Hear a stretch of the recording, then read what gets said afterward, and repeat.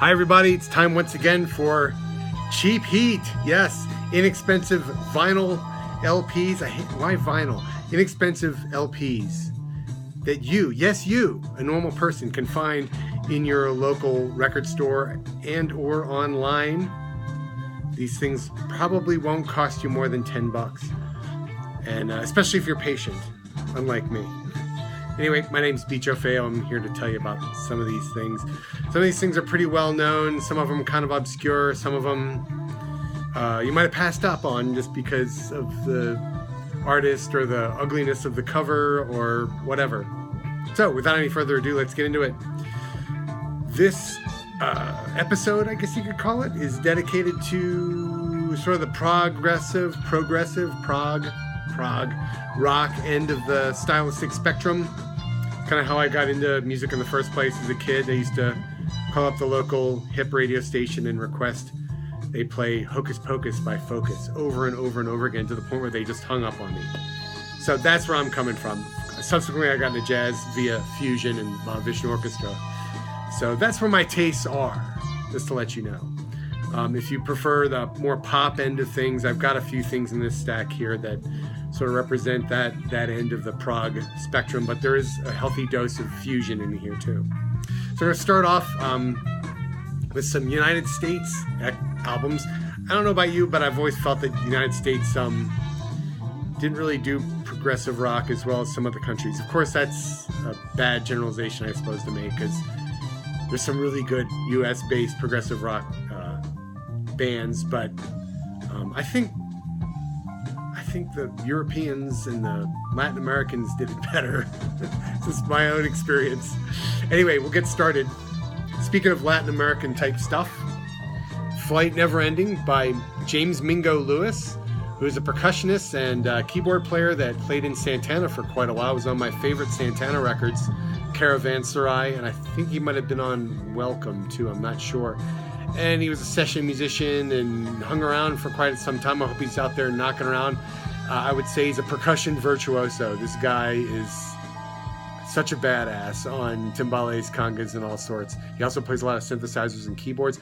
This is sort of a lost classic, and this might have even shipped as a cutout originally. It just went nowhere, but all my friends at the college radio station dug it.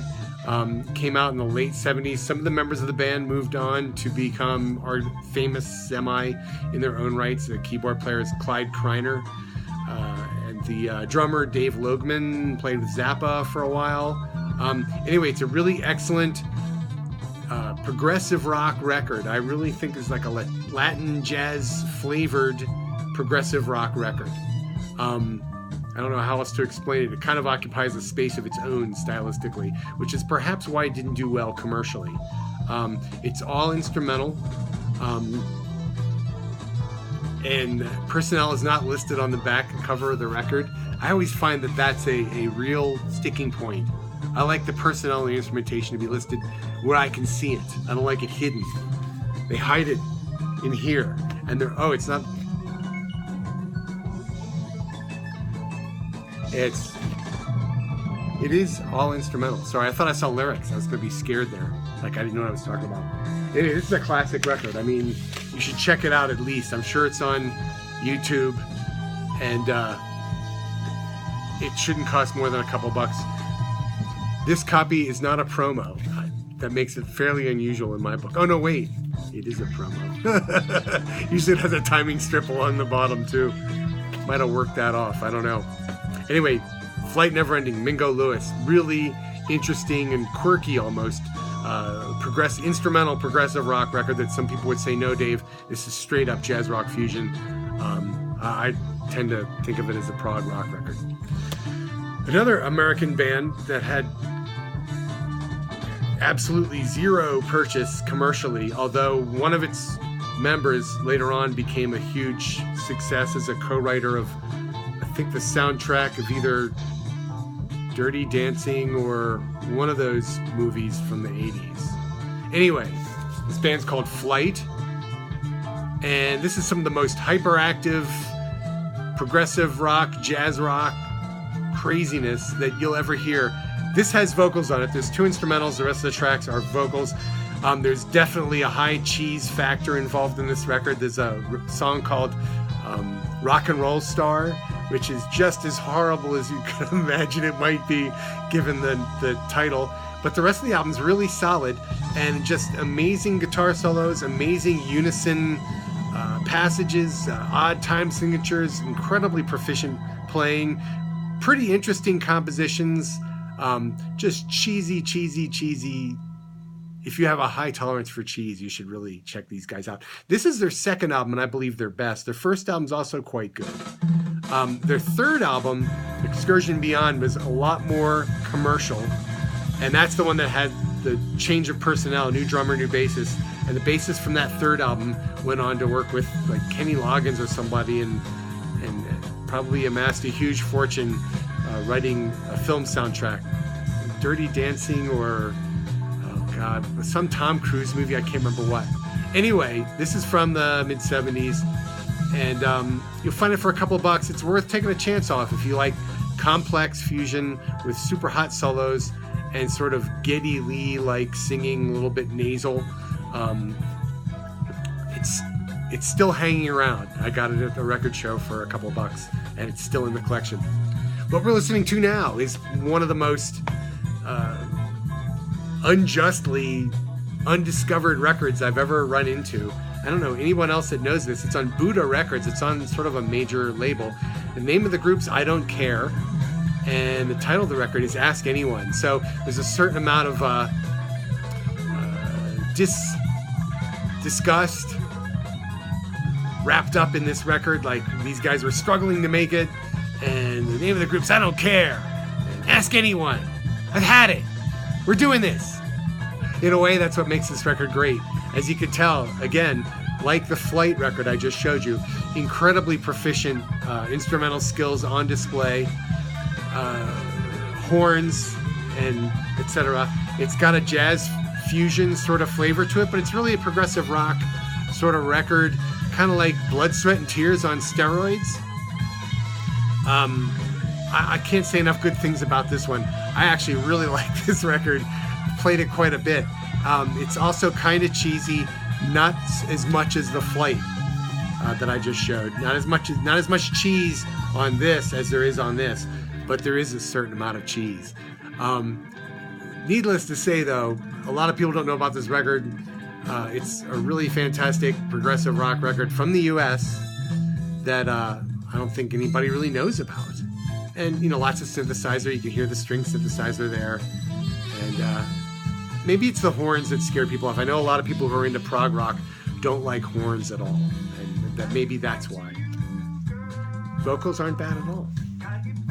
I really like instrumental progressive rock. That's really one of my wheelhouse sort of genres. And this band, back in the 70s, a lot of prog heads will know about Griffin. And a lot of people really dig their stuff. The early records are sort of medieval British folk inspired. The later records are more Yes, Genesis inspired. This is right in a sweet spot of complex instrumental progressive rock that remains to this day a towering classic in the field. The import of this is going to be fairly expensive. The US copy can be found cheaply, although there are those record sellers that like prog and tend to overprice it, and then this will be a little expensive. But I've seen this numerous times for less than $10. This is the US press of Red Queen to Gryphon Three. And it's a wonderful record. Not a grooving, funky sort of thing. Very delicate, complicated, sort of Gentle Giant inspired, long compositions. I really like it. Lots of crumb horn. If you like the crumb horn and the bombard, you're going to like that. But it's not particularly jazz either. It's mostly written out. But really a fascinating record, and one that survived the test of time. I've had this since I was a kid. Another record I've had since I was a kid by Jan Akkerman. I mentioned Focus earlier. Again, people pass on this record left and right. And this is almost in the jazz rock fusion realm. Definitely trying to do a McLaughlin sort of fiery guitar record. This is all instrumental. It's mostly trio, with 2/3 of focus, or 3/4 of focus on it, including Aukerman. So it's Aukerman, Pierre van der Linden on drums, and Bert Ryder on bass. I think there's some other musicians that help out on other tracks. No Thijs van Leer, though. No yodeling, no flute playing, no organ. Very long, jammy, stretched out tracks. Again, I see this all the time for $1. And I don't know why. It's really a fantastically great record. All of Aukerman's stuff is, for some reason, bargain priced. He did a later record on self-titled on Atlantic with him and a guitar in bed, kind of weird cover. That's a great fusion record. His first record, which was titled Talent for Sale, which is sort of like a Jimmy Smith jazz groove record, is also really cheap.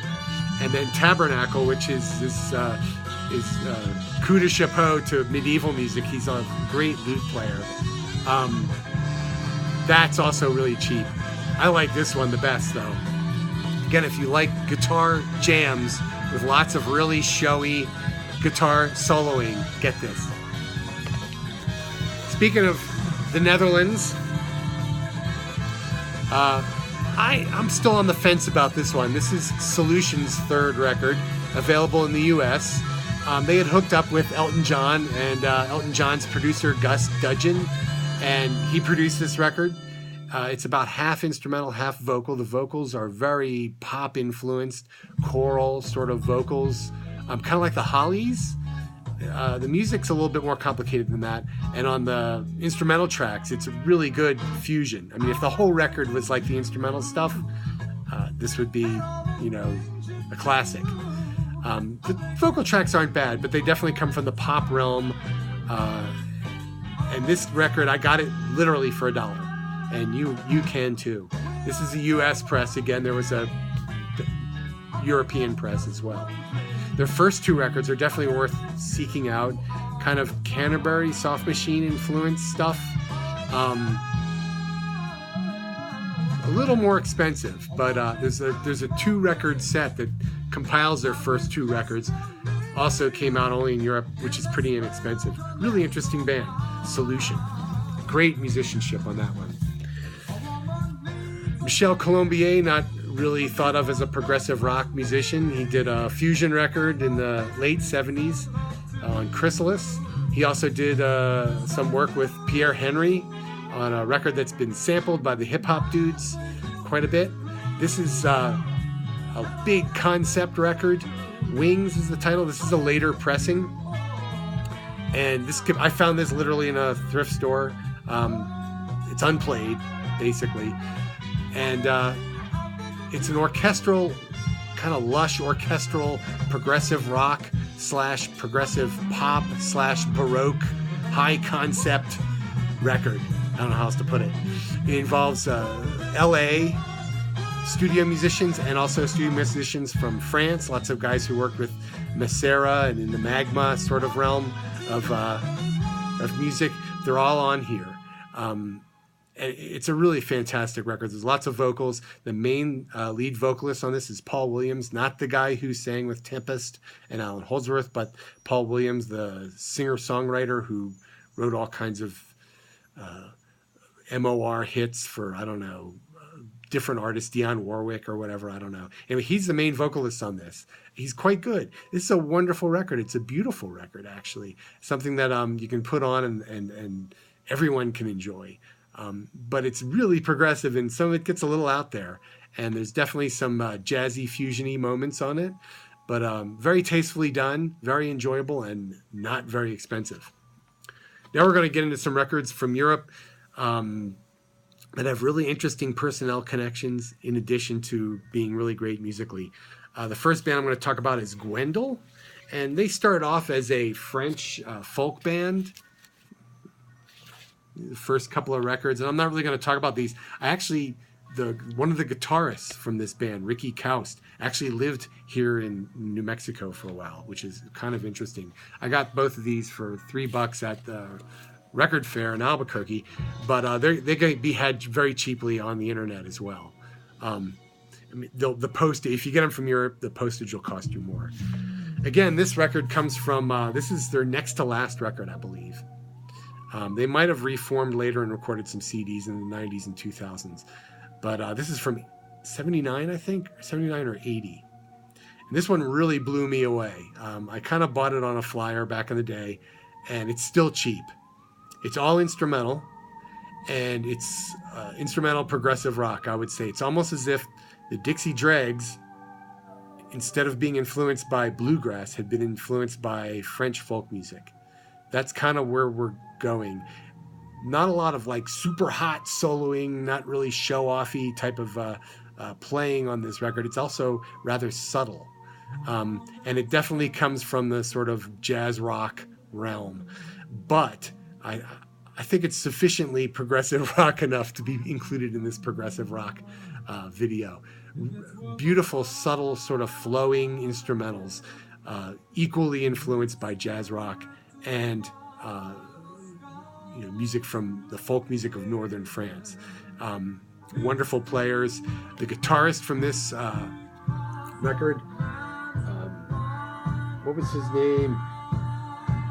Francois Ovid was also sort of part of the Canterbury crowd. Also, this was produced by Laurent Thibault, who just reissued his classic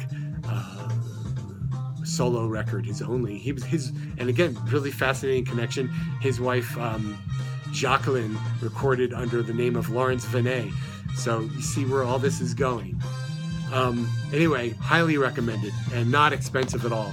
And Ovid is also on this record, Accident by John Greaves.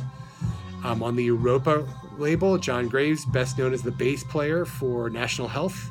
He also did Q Roan with his musical buddy Peter Blegvad.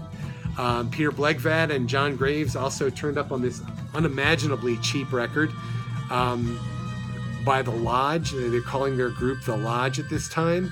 The guitarist on this is Jaco Jaksic, who's been playing with King Crimson now for a few years. So all kinds of interesting personnel connections. Francois Ovid from Gwendal plays guitar on this. Jaco Jaksic from King Crimson plays guitar on this. Both incredibly cheap. I really like this. This is sort of more from the rock pop realm, but there's a kind of quirkiness to it that I really like. And there's some really cool jazzy moments on this, but this is not a National Health record by any stretch. It's a quirky singer-songwriter with jazzy background sort of record. I really like it though. It's stayed in the collection for many years. The Lodge sounds to me like later period Bowie more than anything else. Kind of adventurous singer-songwriter rock type stuff. Anton Fier is on drums. It's almost it came out around the same time the Golden Palominos were big, and it has sort of that feel to it, sort of New York kind of thing, but then Blegvad and Greaves are so quirky and odd that they kind of push this record into a different realm altogether. Again, not really an instrumental sort of thing, very vocal oriented, but really worth checking out if you're into progressive rock, and it'll cost you $1. Now, when you say the words Italian progressive rock together, you want to faint because almost all of it costs $1 zillion. Even records by groups like PFM cost a lot of money today. You can get the American pressings, of course, for really cheap. And everybody knows about PFM. I'm not going to go into that. Chocolate Kings is one of the great progressive rock albums of all time ever recorded. So get that if you don't have it already. But this record, not a lot of people know about for a couple of reasons. It came out on the Motown label in the US. The original is impossible to get. It's super expensive. But this record, I got this for a couple of bucks. It's by the group called Libra.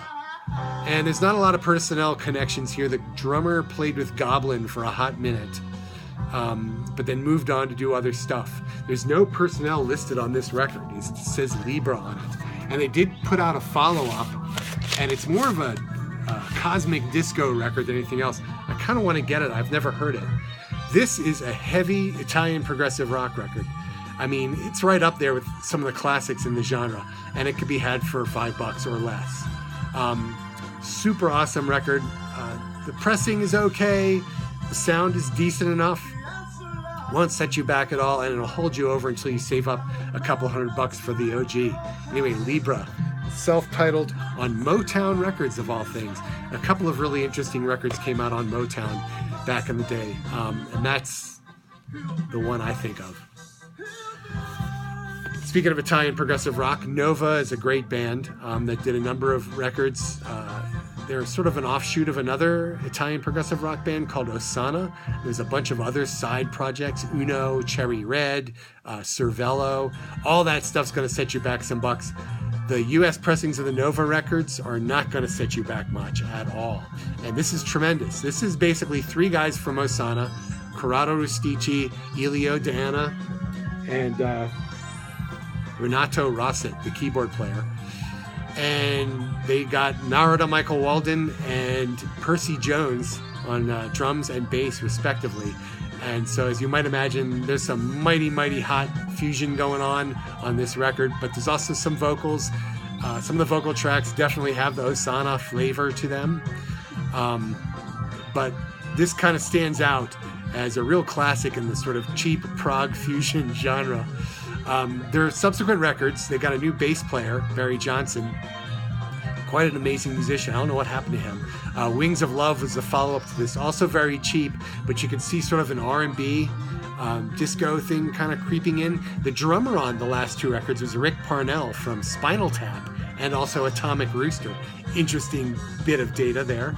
I think this is their pinnacle, though. Wings of Love and Sun City are also quite good, but again, definitely much more commercial. This is super hot fusion. Some vocals, but remains in the collection forever, and it won't cost you more than a few bucks. John G. Perry, getting close to the end here, folks. I know this is dragged on. John G. Perry, great bass player, had a connection with the band Caravan. He might have been in Caravan. I can't remember. Anyway, this is a great record. It's got Corrado Rustici on guitar from Nova.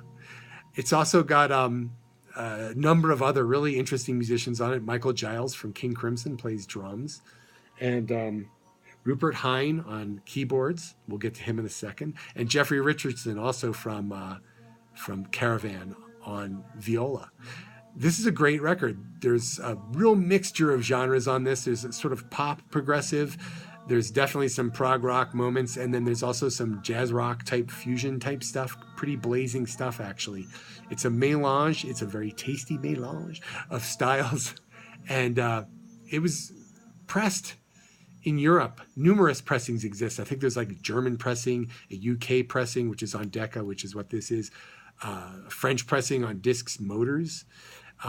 So there's a lot of different pressings of this. None of them are expensive.